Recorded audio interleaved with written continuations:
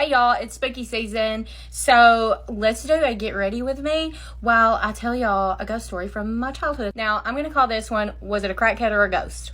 Whenever I was growing up, my mother was in active addiction a lot, and we moved around a lot when we did have somewhere to live and we weren't living with family members. So whenever I was about 12 years old, we moved into this house, and it was a little farmhouse in a community close to here called Shallow. Now, at the time, my mom and stepdad were in active addiction, and whenever I was growing up, I was always taught that if you're a negative person, negative energy follows you. I think it's safe to say that at the time, my mom and stepdad had a lot of negative energy around them. Now, my mom would get up in the middle of the night a lot of times, especially when she had been using, and she would go to the kitchen and she would just walk around the house.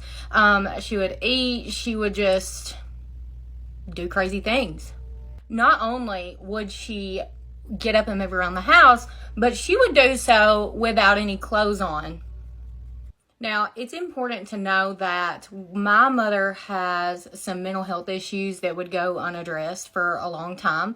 And when you are a drug addict, those mental health issues are heightened by whatever drug you're on. It will do a number on you as a kid when your mother comes and gets in your bed with you and she's crying because there's an evil spirit in her room that won't leave her alone.